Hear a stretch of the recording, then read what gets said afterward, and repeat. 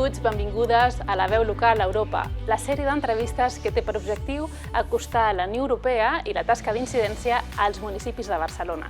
Des d'aquí, des de l'oficina a Brussel·les de la Diputació de Barcelona, parlarem amb una sèrie d'experts que ens oferiran eines, bones pràctiques i reflexions que ens seran d'utilitat a l'hora de defensar els interessos locals davant la Unió Europea i més enllà. And for this interview, we have Goksen Sahin. She works as Senior Advocacy Officer at ICLEI, Local Governance for Sustainability. And you will tell us more now about what it is exactly, but it's a global network, right, of more than 2,500 local and regional governments. And in fact, the Diputació de Barcelona, the Barcelona Provincial Council, is a member of this network. So can you tell us a little bit more about it and how, especially I'm interested to know, how can it be useful for local and regional governments being part of such a network? Yes, we are very proud to have Barcelona Province as a member of us. As you mentioned, ICLEI is a global network. We have over 2,500 members across the world, and we have 25 global offices. And in Europe, so I'm working in the European Secretariat, and in Europe we have over 200 members in 35 countries. So it of course brings a lot of added value to cities who try to find solutions for sustainability. And ICLEI is a network that works. Its name is ICLEI, Local Governments for Sustainability. So it brings together local governments towards their sustainability objectives.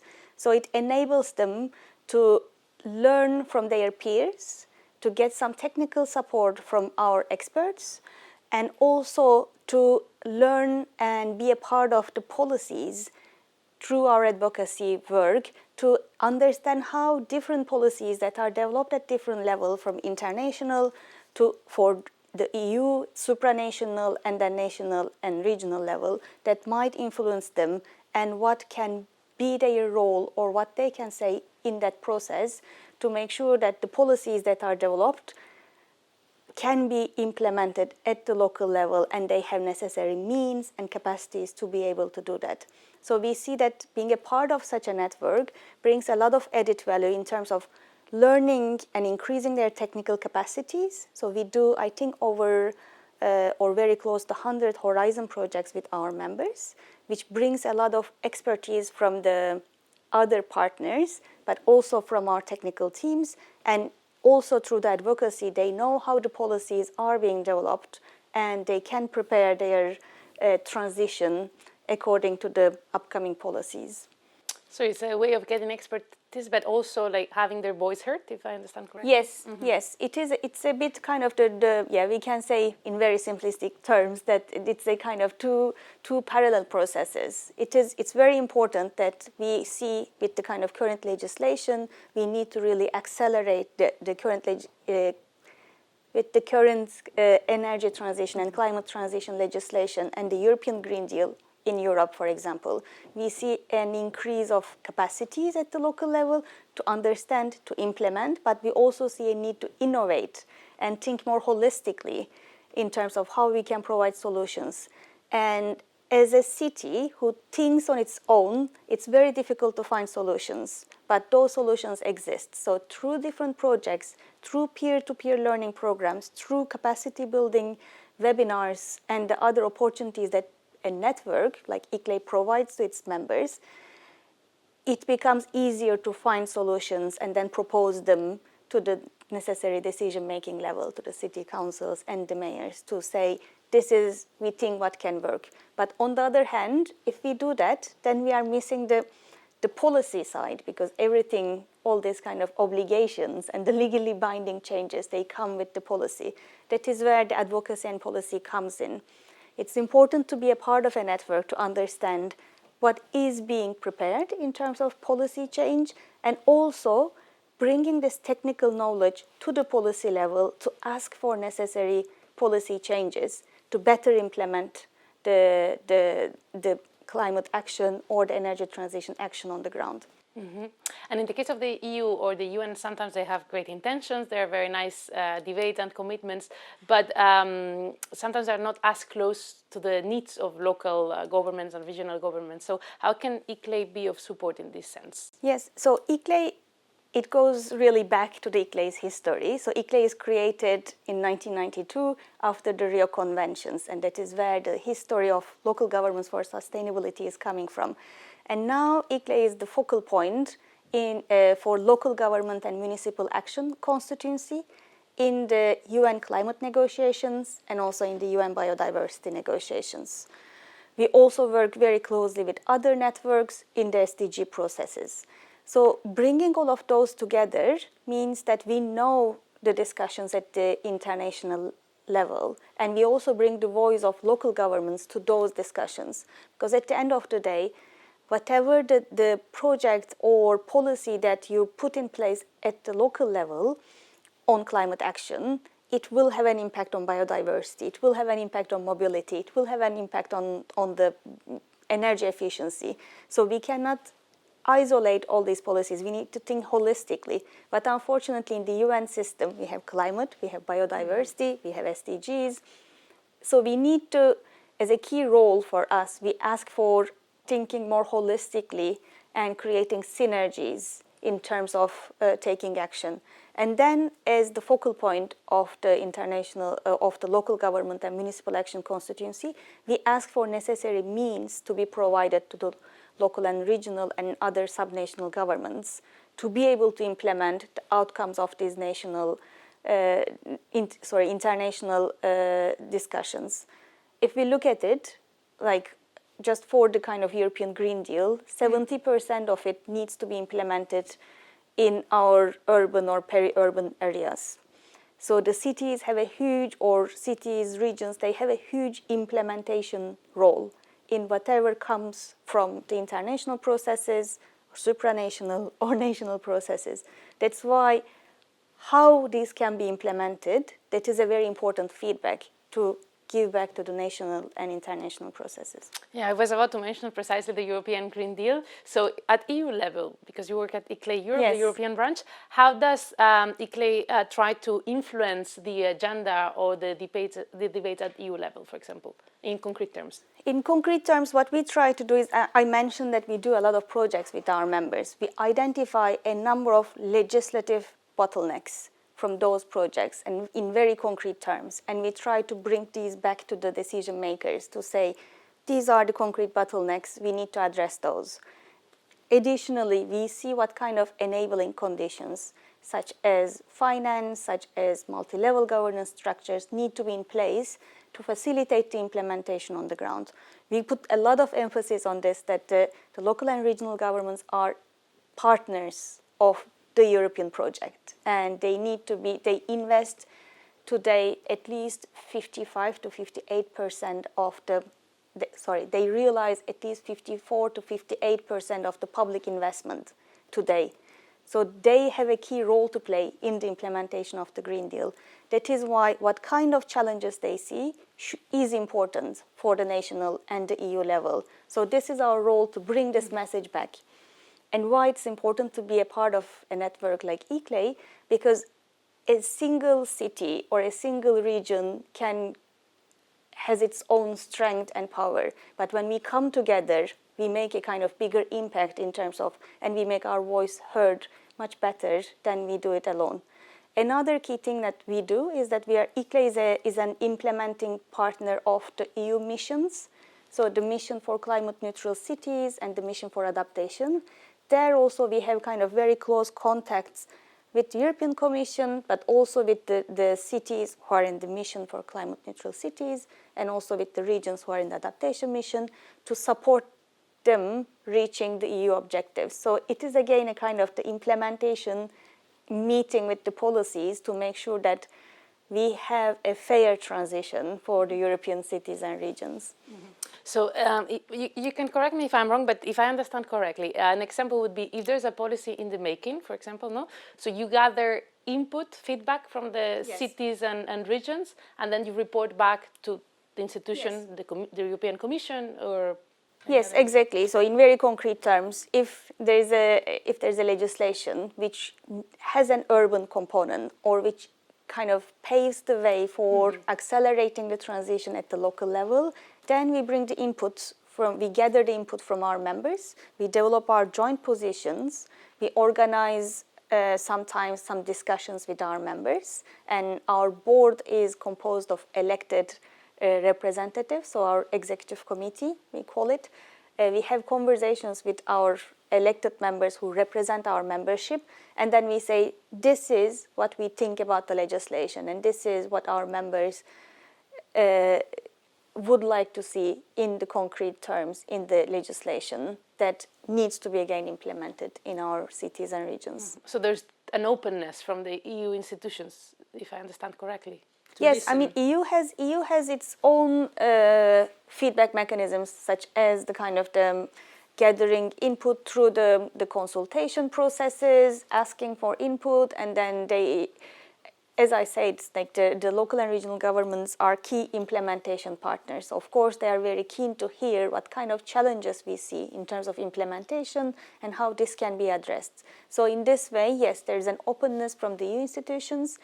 At the moment, we have a European Parliament which has a lot of former elected local government representatives, so that represents another kind of that shows another openness to hear the voice of local and regional level. That is why we think it's important to kind of bring this knowledge from the ground, because now we are in a phase with the European Green Deal. Thankfully, we set our targets in terms of energy efficiency, renewables, 2030 climate targets for kind of the mobility and other things. Now we are moving into an implementation phase. So we expect in this second term of the von der Leyen Commission that there will be a more openness to hear from the local and regional governments to especially focus on the implementation. Because as in the mission letters of the commissioners, she clearly indicated that this is going to be an implementation and investment commission. So to be able to do that, we need to hear how the implementation is going on the ground. And do you feel there's going to be this openness to listen and to be taken into account when it comes to implementation? Yes. I think there will be this openness, and there's already this openness from the Commission side to hear the concrete examples and the challenges. Okay. And how does this process compare to the global policy processes? Because you also work at not only at the EU level, but internationally, as you have been speaking. What is the main difference? At the international level, I would say they are quite similar in a sense that in our constituency we also do a similar thing. We bring our constituency is composed of networks and individual cities and regions who are a part of this process, and we come together to draft a joint positioning by saying that from this year's climate negotiations we expect to see these outcomes. And then we build on this, and then when we go to the negotiations, for example, and on the climate negotiations, in this year it happened in Baku, and it was called COP29, the Conference of the Parties, so the 29th edition.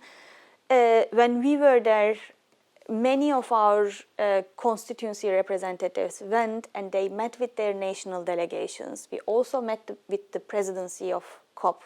We also met with the UNFCCC Secretariat to say, this is what we would like to see from COP. Did we manage it this year? We didn't get everything we wanted. This means that we were asking for necessary climate finance until 2030.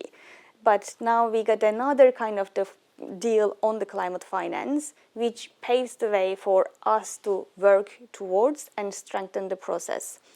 And then there was the mitigation work plan, which had a big focus on urbanization. And then we had urbanization ministerial meeting. So there were a number of moments where our constituency was very much on the ground, very much kind of talking to their ministries, national delegations and parties to say, this is what we would like to see in terms of policy outcomes.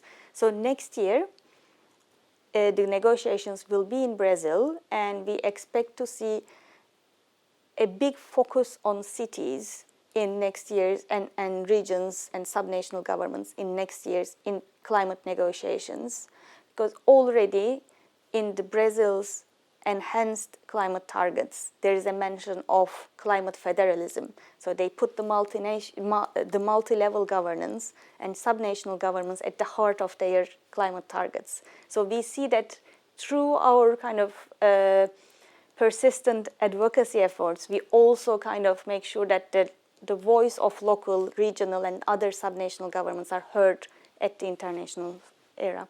And how does it work with the COP?